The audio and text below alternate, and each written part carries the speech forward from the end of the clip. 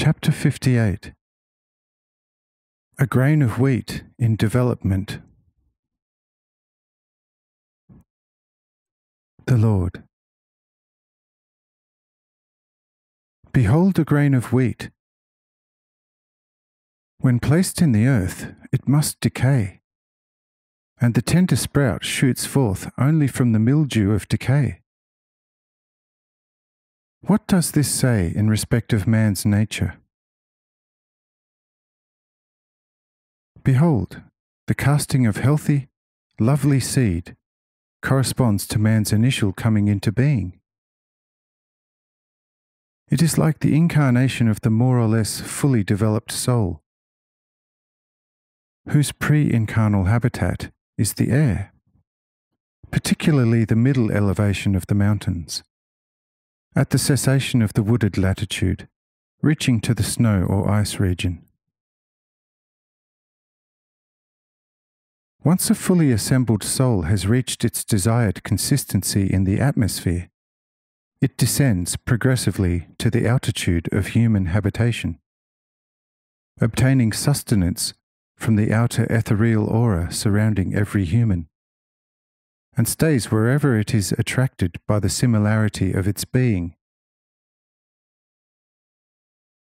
In proximity to where spouses feel the urge to procreate, such a fully ripened and spouses resembling nature soul, through a hint from its aura, or attracted by the increased power of the spouse's auras, enters with some degree of compulsion, during copulation, into the man's procreational stream, and is placed into a small egg through it, this being referred to as fertilization. And behold, from there on, the life soul resembles the grain of seed, and within the mother's womb undergoes corresponding phases until birth into the world, as did the grain of seed is driving the sprout up to the surface. From thereon commence the sundry developmental phases, the interior after the exterior. With the plant, the roots remain in the soil, within the mildew grave of the seed, drawing its material sustenance therefrom.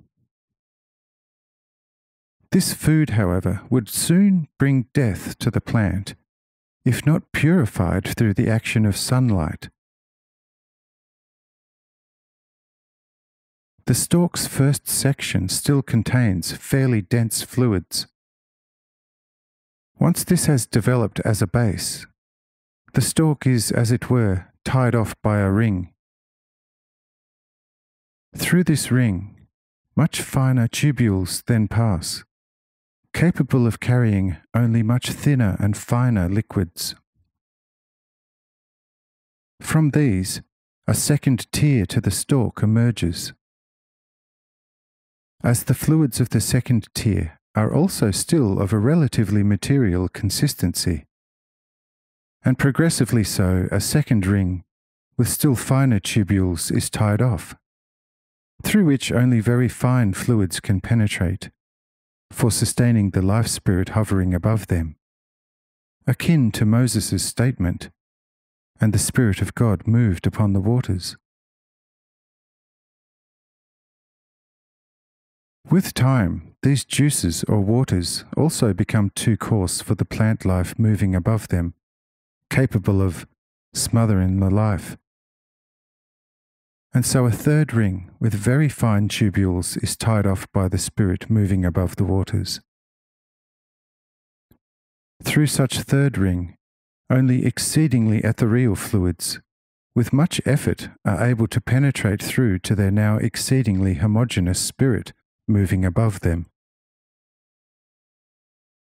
But the spirit is quite capable of discerning whether or not the juices above the third ring are fit for its further development. If it finds them too coarse after a time, and hence containing still too many traces of judgment and death, a fourth, fifth, sixth, and even seventh ring is tied, until the liquids are so ethereally pure as to show no further trace of death. Only then a step forward to a new stage occurs. The juice now passing through the microscopic tubules is formed into a bud and flower, provided with organs capable of impregnation with the lighter life from the heavens. After the flower has provided this service, it is cast off as ostentatious wisdom, gaudiness, through whose beauty and stimulant it attracts the actual love-life ether, which in itself is everything and does not need any further outer gaudiness. For behold, every flower is a well-adorned bride, who ensnares the bridegroom with making herself up.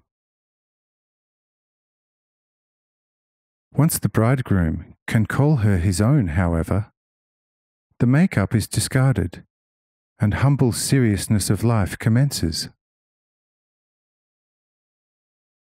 Only then does the true fruit of life begin to gather and develop itself.